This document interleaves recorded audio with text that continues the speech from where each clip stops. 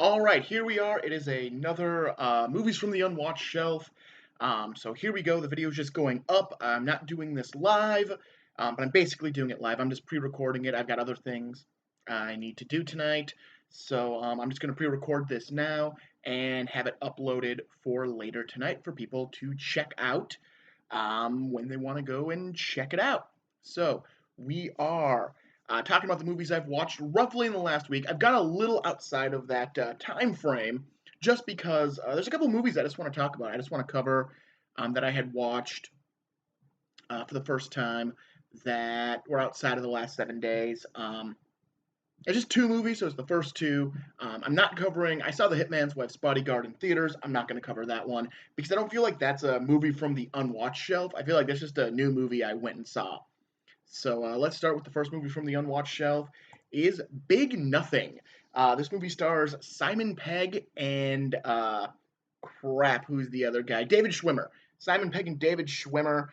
Basically, David Schwimmer is an unemployed uh, college professor who takes a job at a call center to make money to help support his family of his daughter and his sheriff wife. He meets Simon Pegg as his trainer.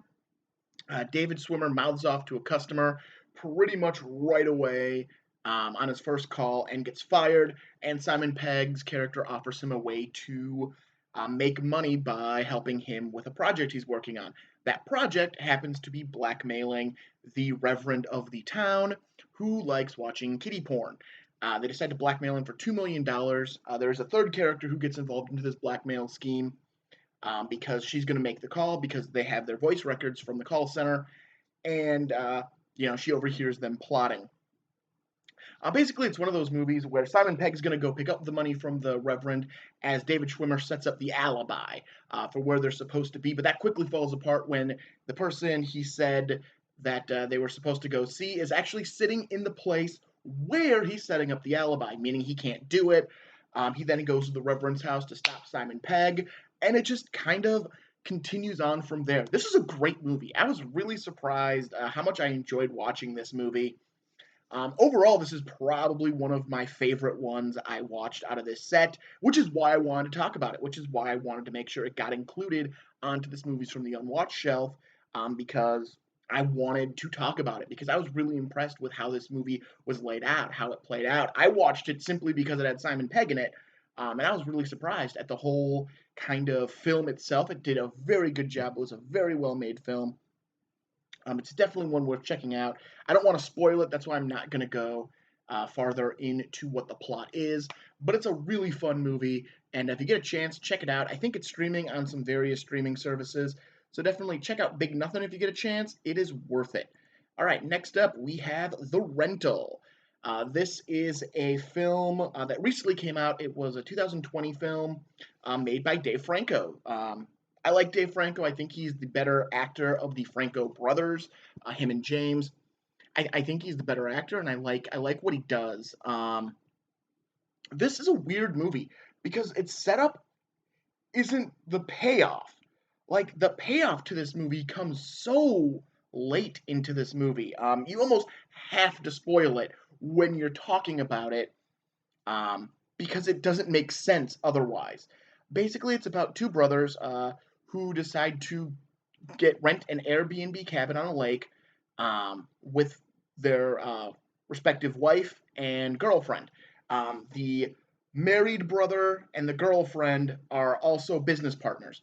So they decide to go to celebrate a big business thing they did to go out and rent a cabin. And it kind of plays out like a love triangle because eventually, the business partners hook up, and that becomes the driving tension of the film until they realize that they find a camera in the shower heads of the showers of the rental unit. So then it becomes that, well, they had sex in the shower, so now they know it got filmed. They know there's video evidence of their of this screwing around on each other's, people they're with, wife and boyfriend. There is now evidence of that, and they're trying to figure out who did the filming. Was it the person who rented them the house? Is it somebody else? They immediately believe it's the person renting the house, and how to get the film back, how to make sure that never sees the light of day. And it escalates into a slasher film, which is really weird because it takes a long time. Like it's not like a normal slasher where people just start dying. It's like it's a third act slasher. You get 2 acts of this love triangle. Oh my lord, we can't let them know what we've done. Ah, then it becomes a slasher film. It's pretty interesting. I enjoyed it. If you get a chance, check it out. I know Anna Kendrick is in it. There's some other people who are probably very recognizable filling out those 4 roles of the main characters. But I know Anna Kendrick is in it, Dave Franco's wife. She does a really good job. It's a pretty well made movie. It's worth checking out if you ever get the chance. All right, now we're going to take a step back in time a little bit for the movie Blind Date, starring Kim Basinger and Bruce Willis. This is Bruce Willis's first feature film. That's right. Before this, he had just done TV with Moonstruck. Um, but this is his first foray into acting, and it's 1 year before he'd do the role of John McClane. So this is kind of that he can lead a movie, and it's a weirdly laid out film. So basically, Bruce Willis is a executive at a company who has to go to a business meeting dinner, and he's expected to bring a date. He's expected to bring a date to this meeting that's very important for the business. So he asks his brother, played by Phil Hartman, who does a tremendous job with this movie. He is really funny in this film. He asks his brother if he can take his wife, and he says no, it's their anniversary. But his wife's cousin, I read that either from IMDb or Wikipedia that it's her cousin. I'm not 100% sure it's actually stated in the film. Anyways, he says that their wife's cousin had just moved into town. She's trying to get to know people, and she would love to go out, and he could arrange it so she'd be his date. Bruce Willis eventually, goes, fine, I guess this is who I'm going with, and it's Kim Basinger. So she's very attractive. He's very happy on that front, and they actually get along. Like they don't go straight to the dinner.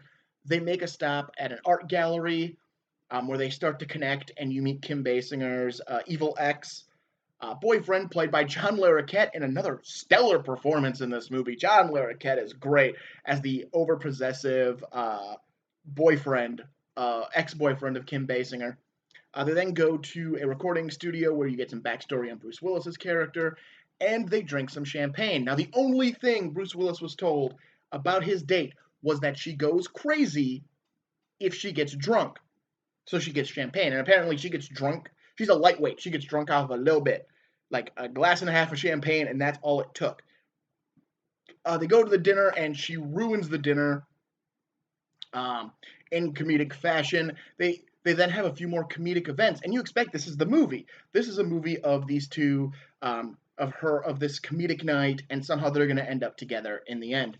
At some point, she starts to sober up, and Bruce Willis, who is now razzled after all of the events that have happened in this night, she kept talking about a party that she knew of that for people that she knows, which ends up being a more upscale party.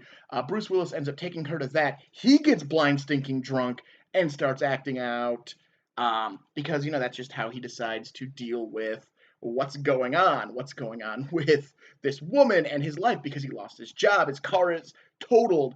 John Larroquette keeps showing up, trying to kick his ass.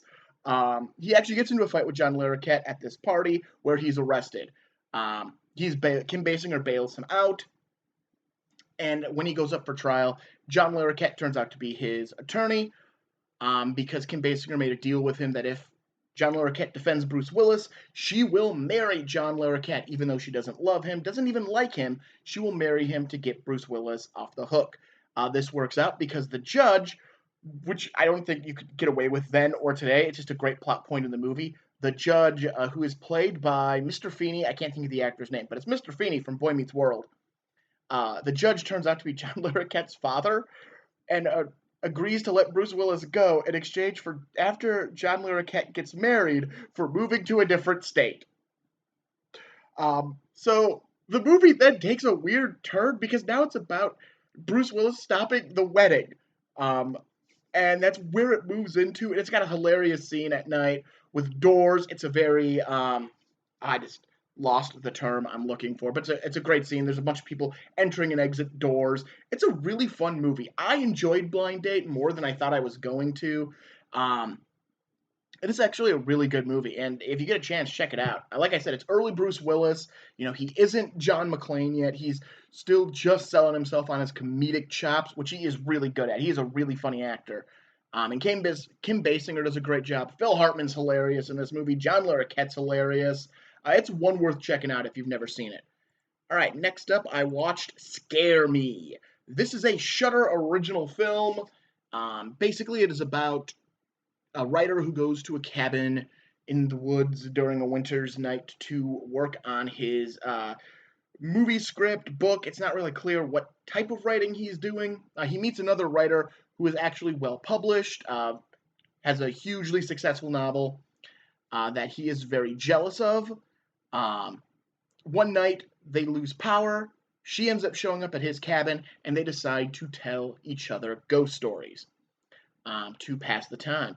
And they begin telling each other these ghost stories. Now, unlike most movies where where characters tell ghost stories, it doesn't cut to the story. It never cuts away from these characters in the cabin, which I liked. I liked that aspect of it.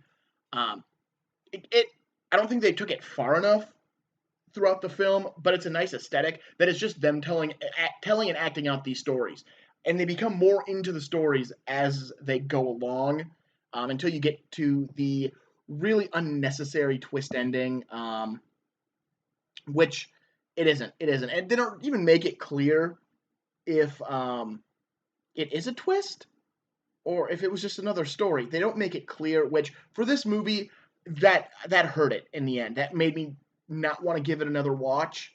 That made it go like, well, this was worth one watch. Because it didn't make it clear if all the ending horror is because it's just another story because the character who's doing it is telling another story, or if it's an actual like they're trying to harm the other person. There's also a pizza delivery man who shows up about halfway through the movie and interjects into the stories as well and becomes another voice within the stories. And it's nice.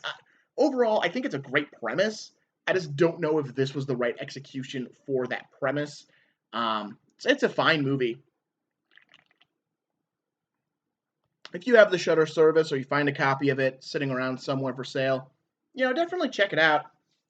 It is not, it's not the greatest movie on earth, but it's, there are worst films out there. All right, next up, I've got Batman: The Long Halloween. This is the first part. This is part one of a two-part Batman story that's coming out. One came out last Tuesday, just a little over a week. I watched it the day it came out. And the second part comes out in August, I believe, and I'm really excited for the second part. This is my favorite graphic novel of all time. This is my favorite graphic novel, is The Long Halloween. I think it is such a well-written piece of work. Um, it's hard to translate it, I think, is the problem. For the most part, they do a good job trying to translate the story. They make some changes. It's a DC at this point. The DC graphic novel movies like to try to throw a twist in, especially in the mysteries. Like they made Hush and they made a twist there. Just because everybody knows what the end is, they like to try to throw in a twist to make you curious how their ending is. And this one did the same thing. It threw in a twist to hopefully change, not drastically, but slightly change the ending of the story. But otherwise, basically, it's the same characters in the same situation. It follows the same plot pretty closely with a few, detours out of it. It's fine. It's a good first part. I watched the documentary on here for the second part, or the preview for Long Halloween Part 2, and it looked super good. Like, I'm really, really excited to see that one. I believe I read that this one was PG-13 and part two is R. And I feel like part two is going to be like, this one was under an hour and a half. I feel like part two is going to be like 2 hours long because they got up through New Year's Eve. So that's 4 holidays out of 12. Well, technically the movie's got 13. The graphic novel has 13 holidays covered. You have a full year, so 12 plus a second Halloween. And they covered 4 in this first movie. So they're gonna have to run the gambit to cover the rest. And there was a plot point I didn't think they were gonna do, because for Valentine's Day it's Bruce Wayne being corrupted by poison ivy, and that's the Valentine's Day story. And there is a murder there, but that's the primary story. I'm like, well, they're not going to do that. That seems weird. Why would they do that? And no, the movie ends. There's a scene after the credits where it is. It's the setup for that. It's Bruce Wayne starting to be poisoned by poison ivy. So I thought that was cool because they're definitely trying to keep the plot points and the beats and the characters. The primary characters are all still physically there. Some of them don't have dialogue yet, but that's a pacing and timing, and really their characters aren't important until later in the story, anyways. Um, but overall, Batman: The Long Halloween Part One, it's a good start. If the second one's as good as I hope it is, my thought of this one will probably go up because that's what happens. The fact they're giving it two movies is a good sign because the only other one they've given two movies to is The Dark Knight Returns, and that was done really well. And again, it does have deviations from the novel, but it's still done really well, and so is this one. All right, we now have The Nutty Professor. This is the Jerry Lewis original, and I gotta admit, I enjoyed this movie. There's some good comedy in this movie, and I really feel like Jerry Lewis is making fun of Dean Martin hardcore um, throughout the course of this film because he is definitely channeling his inner Rat Pack when he is playing Buddy Love. I think nowadays we all know the story of this movie that it's a nerdy scientist who creates a potion that makes him cool, that makes him suave, it makes him handsome, it makes him cool, and it makes him an asshole. So we know that. But in the original version, like if you went and saw this originally back in the 60s, there's a great turn that you wouldn't have realized what it was when you were watching it. Because when he first makes the potion and he drinks it, he actually turns into a monster, like a hairy armed, white faced. Like this looks like it's gonna turn into a Dr. Jekyll and Mr. Hyde horror movie instead of a Dr. and Jekyll and Mr. Hyde comedy. Um, that's what it looks like. That's the path it looks like it's going. And then the next scene, it's Buddy Cole. And he is being suave and hitting on the wow, I get why they changed this for the Eddie Murphy remake. So his love interest in this movie is one of his co-eds who, after they start dating, actually, right before they get married, he is still teaching her. He is still her teacher. It's It's an utterly kind of ridiculous idea. Back then, it probably wasn't, but today, it was just like, wow. Like, this professor, so he's got a lot of degrees, and this college student who I don't know, like, maybe she's going for higher degrees? I don't think so. I'm pretty sure she's just, like, going for her, master's. Not even a master's, her basic degree, which might be the master's. Wow, now my brain is failing me on the levels of degrees, and I hold one. Bachelor's. She was probably just going for a bachelor's degree. So he's probably like my age, probably older. So mid to late 30s, and she's probably like 20-ish. So it's a weird age gap, especially at that moment because he's the professor and she's the student. But yeah, I did like it. Jerry Lewis is funny in this movie. It's an entertaining film. If you get the chance, check it out. It's worth it. It's worth the time. Like, it's a weird film, and yeah, the whole Buddy Cole, like the transformation and all of that. But it's like almost a movie that has no resolution. So it's worth watching for that. Like, it's got the weirdest resolution ever.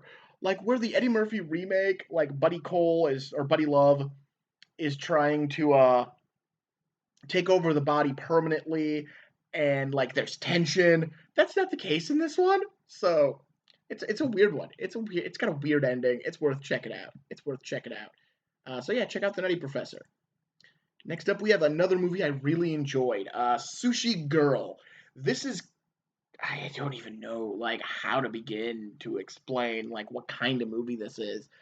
Basically, a criminal is getting out of jail and he is being brought to meet his four partners in a robbery, the exact robbery he was arrested for, to figure out where they stole some diamonds from Michael Bean, James Fahey, and Danny Trejo, who arguably might be like the universal biggest names in this movie, and they each have like two scenes, if that. I think Michael Bean has one line of dialogue and then gets shot. Um, he did this in one day, and I don't think he got paid. I think he did it as a favor.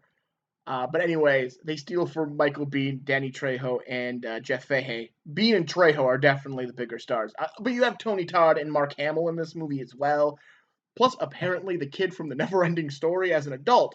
I learned that. Um,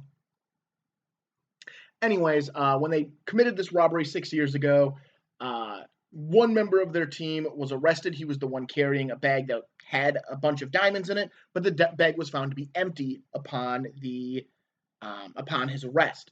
So now the five of them are gathering together to have a sushi dinner to discuss where the diamonds are, and it's on a girl who is nude with sushi laid on her body.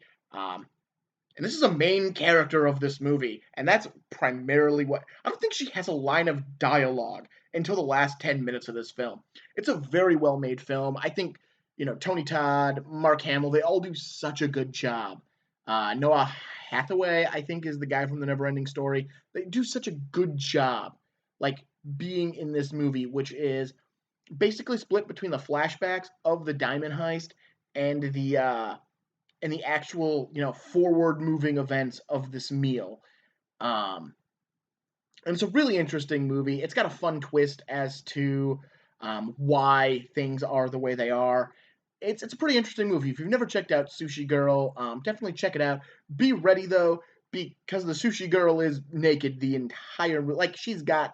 They do enough good camera work where you don't see anything for the vast majority of the movie, or she's covered up by sushi. Um, but she is lying on a table, bare ass naked, for the entire runtime of this movie, basically. But it's a fun movie. It's definitely worth it. Get that part out of your head and just focus on like you've got these five criminals who are trying to figure out what happened to these very expensive diamonds. Does the guy who got arrested know where the diamonds are? Is he lying to them when he says he doesn't? Did one of the other members of the crew get their hands on the diamonds through other means and have just been keeping it from the other members and is now using this as an opportunity to ice everyone? Um, yeah, it's a fun movie. It's definitely worth checking out. If you get a chance, take a look at it. Next up is the movie that up until that sat for the longest time in all of this as what I would have said my least favorite movie out of this bunch. But it's not. There's actually one I watched that's worse. It is Imposter, starring Gary Sinise, Madeline Stowe, Vincent D'Onofrio, and Mekhi Phifer. I really wanted to see this movie when it first came out back in 2002, I think it was. I saw trailers for it and ads for it. And I'm like, man, I want to see Imposter. Somehow it took 20 years, 19 years, for me to actually sit down and watch this movie. It could have waited. This movie started its life as a short film. It was supposed to be part of an anthology film, but each piece ended up being turned into its own movie. Most of them before this, because I think Mimic, which I've never seen, but Mimic was listed as one of them, and I forget what the third part was supposed to be. But they looked at this footage of what they shot, which is basically the short film was the first half an hour of this movie and the last 12 minutes of this, in the last 15 minutes of this movie. That was the original anthology piece, and they just built the rest of this almost 2 hour runtime because it was a director's cut. Um, Basically, they built the rest of this almost 2 hour runtime between this beginning and this ending. Which I think in the anthology format, this would have been a great part. Because I had figured it out pretty early on. I just wasn't sure like where, like I knew up until what point it was the anthology just by watching it.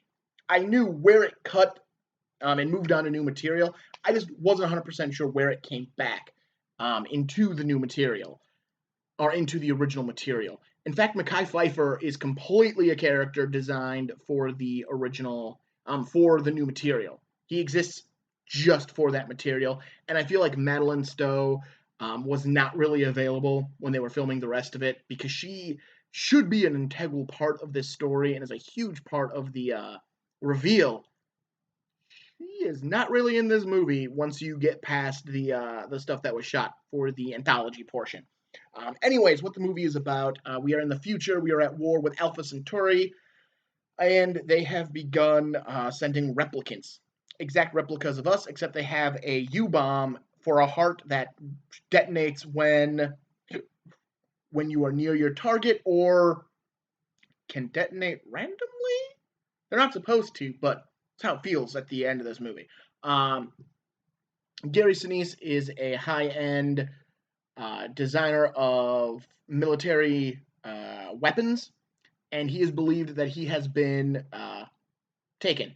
That he is not actually him, he is actually an imposter. His best friend, played by Tony Shalhoub, great actor, simply would have been in this thing anyways because his character is 100% just the original anthology footage. But he is taken, he is told about being an imposter, and that there's no real test to see if you are an imposter or not. Though Gary Sinise does know of one that if you basically do a full body scan, you could tell if the heart is legitimate if they have an actual, if you've had a scan before. So if you've had a scan and you scan yourself again, you'd actually be able to tell the difference between the two types of hearts. Um, so he spends the new footage trying to get that scan.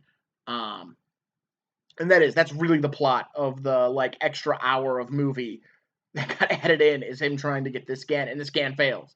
Like he doesn't even get the scan; it fails right before it gets to his heart. So because we can't give a definitive answer until we get to the original ending. Um, but anyways, he basically runs. It's basically him running from Vincent D'Onofrio, who is the head of the group looking for these imposters. Who this was added, but I think would have worked in the original like anthology piece as well to know this information. That he's found one imposter and killed 12 people, or he's found one imposter and killed 10 people. It's a really like relatively high number for a low number of success. Um, so it helps add to you, well, maybe he got it wrong. But like right away, you're told that Gary Sinise and his wife went camping, and the place they went camping is now on fire, and they just got back from it. So yeah, long story short, this isn't a movie I'm gonna recommend. I'm gonna tell you the ending right now. So here, if you don't want to hear the ending to the movie Imposter, pause the skip forward until you see the next poster pop up or the imposter poster pop down, um, or just scan forward. Otherwise, Imposter ends with um, you find out that they find the ship that crashed, that started the fire, and they open it up, and the pilot is Gary Sinise's wife with her throat slit. So now they know she is the imposter and she is shot. But Gary Sinise cradles the imposter wife and not his dead wife in the ship. That bothered me. That bothered me a lot. Like, dude, that's not your wife is the slit throat one in the ship, and you're like cradling this one. But then they find another pod, and Gary Sinise's body's in that one, and he's also an imposter. And then he explodes. Though it's never clarified who the crap his target was. Like, at no point is it clarified who his target is. And they say there's no other way for the bomb to explode. But he explodes, and that's how the movie ends. He ends exploding. And then we get a little bit extra with Mekhi Phifer wrapping up his story of needing to get medicine for his people, which, again, it's not necessary for this would have worked as a great short story. I think as a full-length movie, it lets you think too much about is he an imposter, is he not an imposter, and the minute the scan fails, you know he's an imposter. Like, you know it. Otherwise, there's no big dramatic reveal at the end. There isn't one. All right, next up is a movie I'm surprised I enjoyed, Contagion, starring a lot of people, including Lawrence Fishburne, Maria Coltrane, Matt Damon, Kate Winslet's kind of in it, as is Gwyneth Paltrow, Jude Law, Bryan Cranston. Trying to think of who else I saw in this movie that I knew the name of. Oh, he's from the Ocean's movie, Elliot Gould. Elliot Gould is also in this movie. Um, yeah, that one's Elliot Gould. I'm pretty sure. I'm pretty sure. Anyways, basically, this is the movie that got really popular last year during the height of the coronavirus, as this is how it's going to happen. And I'm going to be honest, I get it. I get why. Like, you really see it in this movie as it progresses and you get into what's going on. Basically, Gwyneth Paltrow returns home from a trip to Tokyo with a disease that kills her in the first minutes of this movie and her young son. So it shows that this movie has no scruples killing children. Matt Damon is a person who is asymptomatic. He isn't dying from this disease, but they're pretty sure he had the antibody. But he has the antibody, so he had the disease, much like someone who's asymptomatic with COVID. Um, and you have Jude Law, who is spreading fear. That is his entire uh, thing. He's a journalist trying to make money, so he's spreading fear that he's found a cure or something that can cure someone. But in truth, he's just trying to make money, and this comes to bite him in the ass later in the film. Um, Maria Cuthold is useless. Like I did, like her point in this movie is figuring out the spread of the disease, which the movie starts with a little ticker that says day two. So you knew it's going to end with day one. It's going to show you how it started at the end of the movie. Um, and I'm right, it does. But her job is to like walk through and figure out who patient zero is. And she actually doesn't. She doesn't figure out who patient zero is. She figures out who patient one is. Like the first person to catch it is Gwyneth Paltrow, but she never figures out patient zero, and then she's kidnapped and held hostage until there's a cure that is traded for her, but it turns out to be a placebo, and she runs off. And I don't remember there being like any more closure in that part of the story. Like to me, her story was the most useless one, and most of what she did could have been given to Kate Winslet's character, just with the video from this casino sent to her. Um, I feel like Kate Winslet could have just done that role, and it would have been fine. It could have been wrapped into her role because she works for the CDC, and she's actually investigating in Chicago what's going on with the disease. And Lawrence Fishburne is the head of the CDC. And it just kind of shows its spread and the panic it causes. And again, it's very close to COVID because people are masking, they're told to keep social distance. It just has a much higher death rate than what COVID ended up having. But I get it. This is a worst case scenario virus movie. And with what happened with COVID, I get it. I get why a lot of people went and watched it. I did sit down and watch it. Um, I liked it. It was a good movie. It's one I might watch again. I'm not 100% sure, but it's one I might give another watch to. But I enjoyed it. I like Contagion. And that's not even coming from the, it's so close to what happened in 2020. It was, I enjoyed the movie. I'm sure I would have enjoyed the movie had I watched it before 2020. I just didn't. I got to it now. But yeah, I enjoyed it. I like Contagion. Next up, I have my second DC animated film, Justice Society, World War II.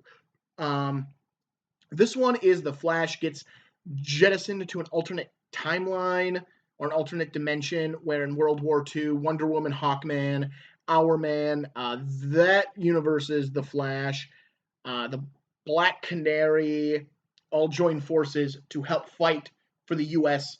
During World War II.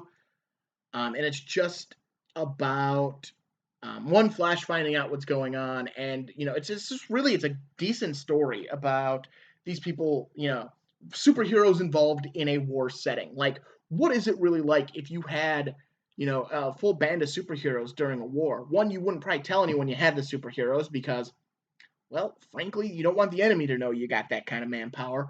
And two, what could they actually do, and what happens if the other side also gets them, because they end up gaining somebody who can influence people, like by touch, I think it is, by touch and words, who ends up corrupting Aquaman, so they end up with Atlantis on Hitler's side.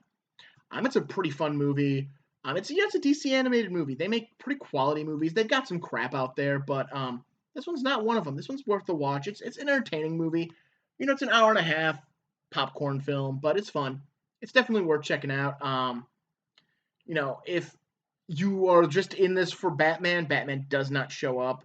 There's a subplot about basically getting the Justice League started in the Flash's prime timeline, and from the timeline he's actually from. Seeing the Justice Society work together spurns him to want to create the Justice League there. It's a fun movie. Definitely check it out.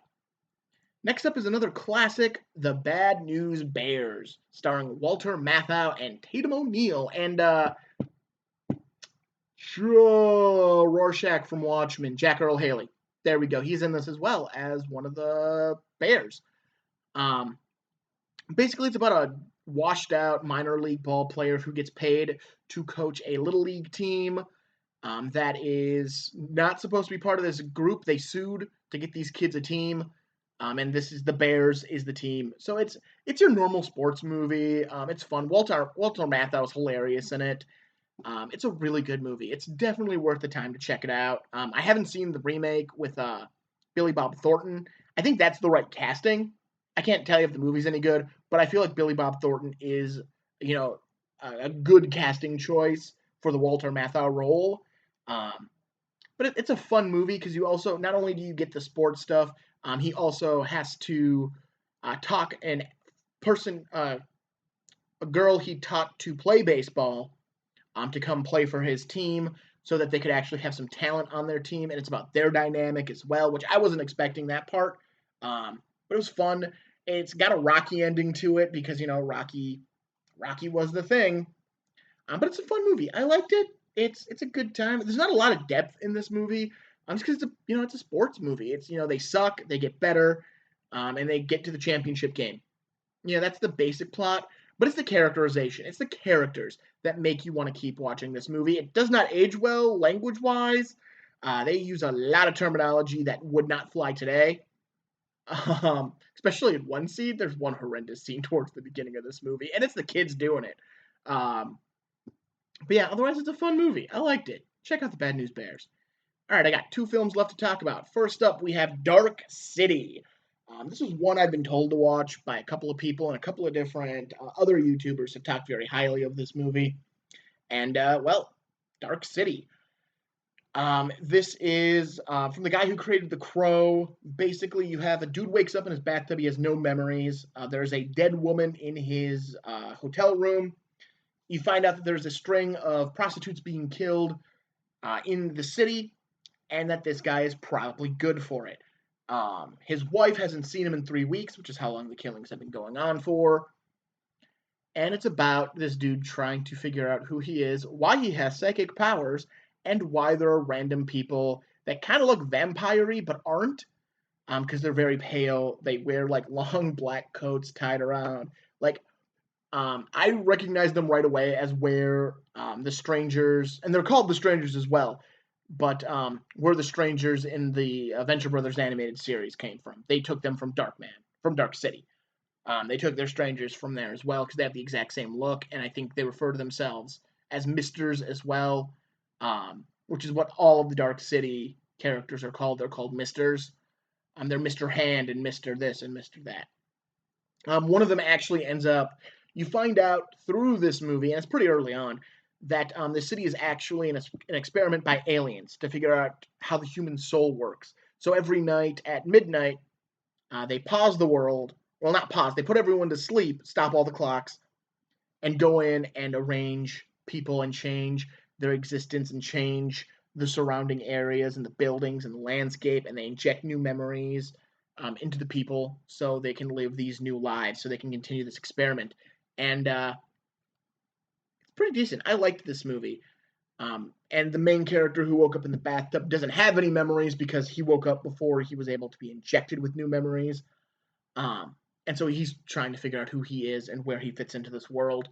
It's a fun movie. I liked it. I like Dark City. It's confusing if you're not paying attention. If you're not paying attention, it is a super confusing movie.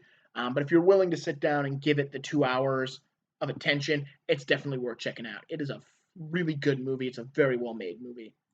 So that brings us to the last movie I'm going to talk about in this review, and it is the worst. It's the worst. It's my least favorite of all of these movies, and that is Flight Plan, starring Jodie Foster. Um, I really liked this movie up until the third act. Okay, it was a decent movie up until the third act of this movie. Then it became a really bad movie because it became really predictable. Like, it went, ooh, this is interesting. This is an interesting concept. This is we're just predictable. Oh, look at that. We're just going straight predictable. That's awesome. Let's be predictable. Um, Basically, Jodie Foster, she is a avionics engineer who works in Germany. Her husband has just died from a fall, and her daughter are flying her husband back to the U.S. so he can be buried, and they can hold the funeral with with his family, and yada yada yada. They board the plane, and she goes to sleep. When she wakes up, her daughter is missing. Unfortunately, nobody saw her daughter or remembers seeing her daughter.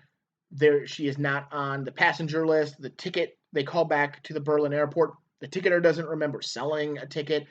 Jodie Foster doesn't have a boarding pass for the daughter. Her bag is gone. There is no sign that this daughter exists. And then they find out that the daughter died with the husband, or died after the husband. They're not really clear on when the child died. But Jodie Foster's freaking out like any parent would, demanding, they search the plane, they do a really in-depth search, and basically makes every employee of this plane focus solely on her and not on anyone else in the plane um, throughout it because she knows her daughter is real and her daughter is still alive. In the end, of course, you find out. Well, yeah, that's exactly the case because this movie decides instead of having this really interesting woman who might have a really screwed up mind and have been seeing things, and they even set it up because as she's going to look at her husband's casket, um, she's also like going home with him and she's seeing him there until she sees the daughter. So it's like this really interesting concept of like, okay, she's lost her mind, and I'm not sure what the climax of that story is, but I didn't like the fact that you find out, nope, there just someone's trying to hijack the plane and blame it on her, so they kidnapped her kid, and it like goes straight from, oh, this is interesting to, wow, did this get convoluted fast?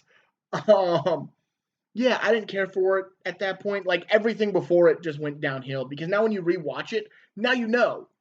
And like there's no reason to rewatch it. Like, ooh, let's look for the, little bits that might have like lend it away. You're just like, oh, okay. This dude kidnapped the daughter with this other person. And yet somehow the person who like checked everyone in and they were the first people on the plane didn't remember seeing the kid. Like, and they're not the one who's in on it. Like that hit me as weird. Um, but yeah, in the end, she saves her child and kills the terrorist. It's not even really a terrorist. It's just a dude trying to make money. It's a diehard terrorist. Kidnap a plane just to make money. But yeah, I'm not a huge fan of Flight Plan. I think there are better movies out there. And yeah, I was hoping for better. Like if this movie had just delivered on the she is seeing things aspect, I think I would have liked this movie a lot more. But it didn't. So I am, it is. It's gonna be my least favorite out of this set. Imposter is gonna go right on top of that one. Then it's hard. Like a lot of them were really good. Scare Me would go on top of Imposter. As I'm scrolling up, I saw it. The best movies I watched, like the ones I really suggest going and checking out, definitely Big Nothing. Big Nothing's a good time. Blind Date, surprisingly good. Batman: The Long Halloween Part One, definitely if you decide to see Part Two, check out Part One. Sushi Girl was super good. Um, but yeah, the rest of them, they're good movies. They're worth watching. But those are the ones that are like, those are my top picks from this movies from the Unwatched shelf. So I still got some movies over on that shelf. So I'll be coming back at some point in the near future with another one of these. Maybe I'll actually do it live. Maybe I'll just keep doing pre-recorded like this. I don't know, but thanks for tuning in. Thanks for watching. I hope you have a great day. Remember to like, comment, and subscribe for Rank the Movies. Don't forget to rank the movies. Don't forget to check out this Wednesday's video where I'll be re-watching Movie 43 and re-reviewing it. I re-watched it. I gave it a review. Check that one out. It's a bad movie, and I am really clear that I don't care for that film. So check that out. Otherwise, I will talk to you later. Have a good one, and have a good night.